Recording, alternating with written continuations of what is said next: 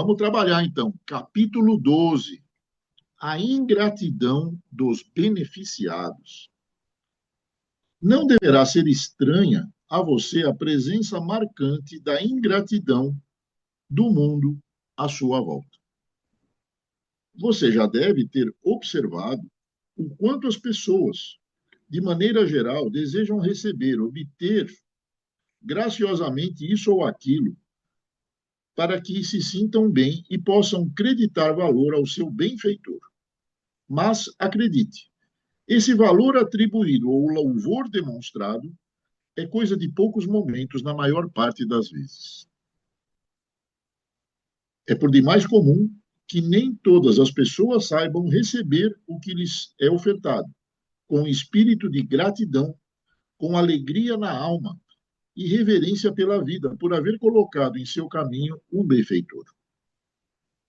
Muitas vezes, por complicados processos psicológicos que se formaram de encarnação a encarnação, o beneficiado acaba se sentindo inferiorizado em relação ao seu benfeitor, sente-se humilhado e uma certa rebelião íntima lhe inspira planos vingativos.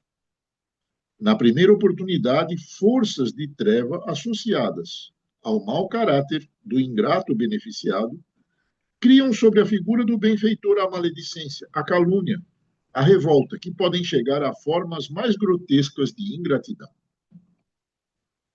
Quantos casos você deve conhecer de pessoas que foram acolhidas em algum lar na hora da necessidade, de empregados que obtiveram ensejo de trabalhar, mesmo sem tantas habilidades, de amigos que foram consolados ou sustentados por outros no tempo da penúria e que se voltam contra os seus benfeitores, mentem, atraiçoam, sequestram, usurpam e matam. O mundo está repleto de ingratos. Recordemo-nos de Jesus, o caso dos 10 leprosos curados, quando somente um voltou para agradecer. O caso de Judas Iscariotes, que se esqueceu das instruções do amigo e pensou somente no poder terreno, do qual poderia usufruir. E o caso do povo, que o recebeu com festa no domingo e que na sexta-feira seguinte chumbou numa cruz, o trocando por um marginal da sociedade. Nem o Divino Mestre escapou dos ingratos. Muito importante, porém, é que o amor para com o semelhante, o desejo de servir em nome de Deus, não se esfriem no teu coração. Continue servindo no que possa, onde possa e como possa, sem se preocupar com o fato de que mais hoje, mais amanhã, aquele a quem tenha atendido se volte contra você. Faz parte das tribulações do mundo e pesa bastante sobre a vida dos ingratos. Verifique se, por sua vez, não é você o ingrato com relação a quem o socorreu em alguma ocasião. Não se trata de se prender a bajulações sem nenhum sentido. Trata-se, isso sim, de orar agradecido pelos seus benfeitores e imprimir maior valor à sua própria vida, impulsionado pelo que deles tenha recebido. Desejoso de dar um sentido venturoso à sua existência na Terra, continue fazendo o bem, sem interesse, sem aguardar agradecimentos de quem quer que seja, como fez Jesus, porque todo o trabalho que você realize cooperando com a expansão do amor no mundo advogará em teu favor nas faixas diversas da tua evolução. Não se perturbe, pois, com os ingratos. Siga servindo. Já disse tudo, né? Não precisa falar mais nada. Se a gente for pegar a própria vida do Raul Teixeira, na vida do Divaldo, na vida do Chico Xavier, tem tanta situação. Pessoas boas, naturalmente boas. E quando a gente diz boa, é que são agentes de veiculação do amor incondicional. E quando a gente chega nesse ponto de veicular amor incondicional, você não espera obrigado de ninguém, você faz o que você que fizer para ver a pessoa bem, independente de quem seja ela. Agora, quem já entra naquele esquema de negociar com tudo e com todos, acaba quando, muitas vezes, sem perceber, negociando com Deus, né? Ah, o senhor me faz aquilo, eu te dou aquilo, né? Não tem um negócio de promessa? Ó, se isso acontecer, vou fazer aquilo, né? Fofoca 2 de hoje. Hoje eu tô meio fofoqueiro, né? Uma moça conhecida do trabalho foi demitida. Filha pequena, prestação de apartamento para pagar, aquela situação que todo mundo passa, né? E super competente, mas super insegura também. Pô, você vai conseguir, não sei o quê. E, para quem não sabe, meu avô construiu a igreja no Largo de São Bento, né? E eu tenho ampla afinidade com o São Bento, com aquele negócio dele abençoar com o sinal da cruz, né? E fazer, expulsar demônios, né? Na caminhada dele aí, foi uma figura exemplar. E lá, na esquina do Largo de São Bento, exatamente onde está a igreja de São Bento, né?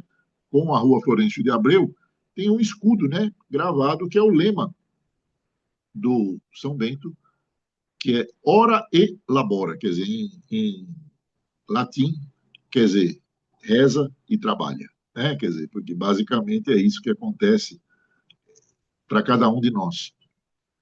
E eu, nas minhas conversas aí, pô, a gente tem uma listinha que, à medida que a gente vai somando antes de dormir, a gente faz uma prece individual por cada um que a gente lembra, porque pediu essa coisa toda.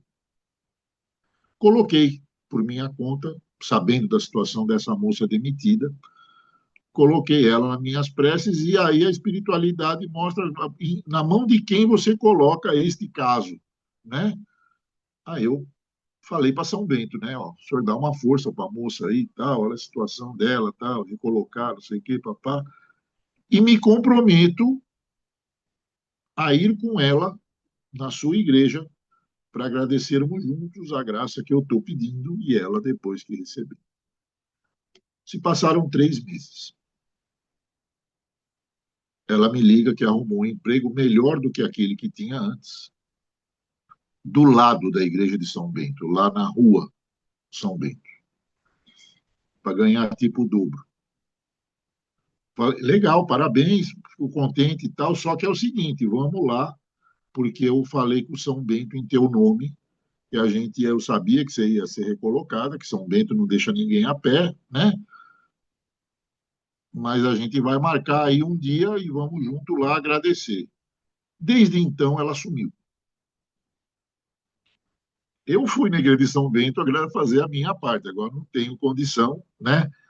Agora veja a minha situação com o santo, né? Falei, pô, o senhor quebra esse galho aí para a pessoa que está precisando. Aconteceu, mas a pessoa que foi agraciada, né, está se mostrando. É uma coisa tão simples, né? Pô, ela trabalha ali do lado, a 50 metros da igreja de São Bento. Eu nunca podia imaginar que ela ia arrumar emprego lá, naquele lugar. E a ingratidão, né? Já conseguiu. Mas aí que tá. Tem uma questão que a vida ensina para todo mundo. Dor de barriga não dá uma vez só, é, não é? Próxima vez, se pedir, certamente o São Bento vai corresponder, né? E aí a gente vê o efeito da misericórdia. Olha o que fizeram com Jesus. De tudo que ele fez, e qual foi a devolutiva? O último suspiro que ele teve lá na cruz. Quais foram as últimas palavras de Jesus? E ainda encarnado, perdoai-os, Pai, porque eles não sabem o que fazem. Qual é o contexto disso?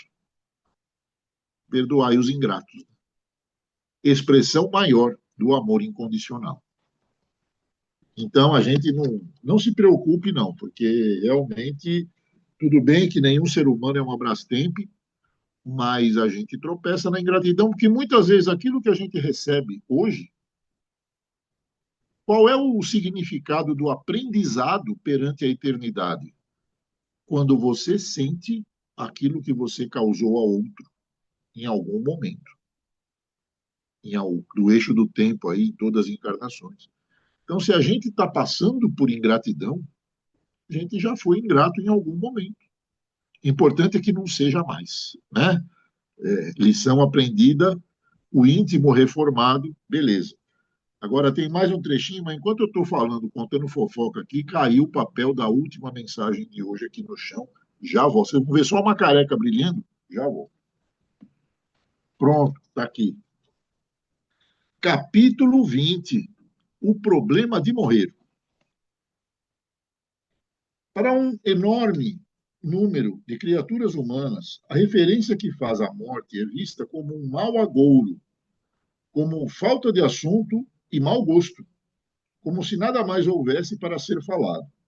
São quase sempre pessoas que têm imenso terror ao simples ato de se falar de algo tão normal quanto inescapável como é a morte. Muita gente acostumou a mente a ver a morte como o ponto final de tudo. Por causa disso, perdeu a oportunidade de vê-la como mudança necessária ao próprio progresso, a evolução do ser em virtude das mudanças que propicia e das conquistas que acarreta. Muitas vezes, o medo de morrer nasce na cultura assimilada pela família, pelo medo do nada, do inferno, do fim. Outras vezes, provém da doutrinação materialista e da indução ateísta, onde nada sobrará a não ser a matéria, ocasião em que nada se poderá apelar a nenhum poder superior nem esperar qualquer socorro divino por acreditar que nada existe além daquilo que os olhos enxergam. Há fantasias e crenças que penetram a mente das pessoas de tal modo que passam a lhes minar a segurança íntima, determinando pavores cruéis que tanto maltratam as criaturas. O temor do inferno, dos satanases e seus seguidores, quanto o medo de um pai celeste, castigador e vingativo, caprichoso e insensível, continuam a perturbar um número enorme de cérebros, almas e mentes. Tem importância grandiosa o modo como a mente humana é educada. O processo de educação do ser determina se ele aprenderá a olhar para o alto e suspirar pelo céu interior ou se ficará acostumado a contemplar o pântano, temendo sempre o seu lodo e mau odor que dele se desprendem. É muito importante que, na área da educação das crianças e dos jovens, e mesmo nas conversas entre os adultos, não se despreze o tema da morte e do morrer, a fim de que nossos pequenos não cresçam, nem nossos adultos se habituem a viver de modo imaturo, sem as conjecturas leves, mas firmes e lúcidas a respeito do fenômeno natural que alcança tudo e todos. A lembrança de que tudo o que se faz ou se deixa de fazer na Terra interfere tanto em nossa vida corporal quanto pesa positiva ou negativamente sobre a nossa morte, de acordo com a boa ou a má qualidade dos nossos atos, muito ajudará na escolha de caminhos e no modo de proceder de cada um. O grande problema que a morte costuma acarretar para o ser humano está apoiado no pensamento materialista de que tudo começa e termina na Terra, o que tristemente vem sendo partilhado mesmo por indivíduos vinculados, ligados às diversas religiões do mundo, que também silenciam a respeito desse tema tão vital como é a morte.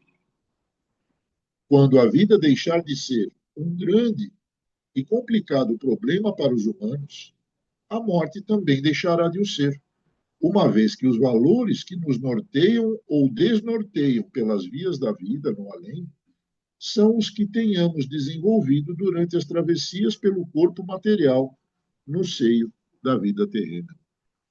Olha que clareza. Então, da mesma maneira como a gente vive do lado de cá do muro da vida, a gente vive do lado de lá do muro da vida. Ninguém vira santo ou capeta só porque morreu ou só porque nasceu. Então é bom que a gente adquira o juízo necessário enquanto estamos do lado de cá, para continuar com o juízo quando a gente atravessa para o lado de lá. Então, o fator fundamental daquilo que a gente acredita, onde a gente, a bússola que a gente orienta, né, os nossos desejos, o nosso dia a dia, é a mesma bússola que orienta do lado de cá como do lado de lá. A pessoa está aqui, é egoísta. Ela desenvolve aquela rotina do primeiro eu todo dia. Morreu. Vai virar santo? Vai continuar sendo egoísta. Só que aí é diferente. Muitas vezes a gente esquece. Você está com um problema que a idade traz, né? Reumatismo, artrose, muitas vezes questão auditiva limitada, questão visual limitada. Morreu, perdeu o corpo. Não precisa mais de óculos, não precisa de aparelho de surdez. Não pega resfriado, o pessoal que costuma pegar resfriado quando esfria aí, muda. Mas a nossa sensibilidade se amplia porque a gente está fora do peso do corpo físico e da densidade da psicosfera que nos envolve aqui. Mas daí é importante a gente investir nos valores do coração, porque já pensou o coração sentindo tudo de bom que a gente consegue sentir mesmo aqui, se tiver equilíbrio, se tiver juízo, se não for egoísta, se não for vaidoso, a gente consegue viver legal aqui, apesar de todas as circunstâncias agressivas e violentas do planeta material. Quando a gente se liberta do corpo, a gente vai usufruir de todos esses valores com muito mais intensidade. Pessoal, falei demais, mas não vou passar das 5 minutos de hora extra. Se ficar alguma questão, estamos aqui à disposição, como sempre, né? E desde já aquele abraço no coração de cada um. Gratidão a cada um de vocês. Olha os coraçõezinhos aqui, ó. 1, 2, 3. Eu mostro 3, o Gão mostra 300. Assim não dá, o Gão. Não dá. Aquele abraço para cada um.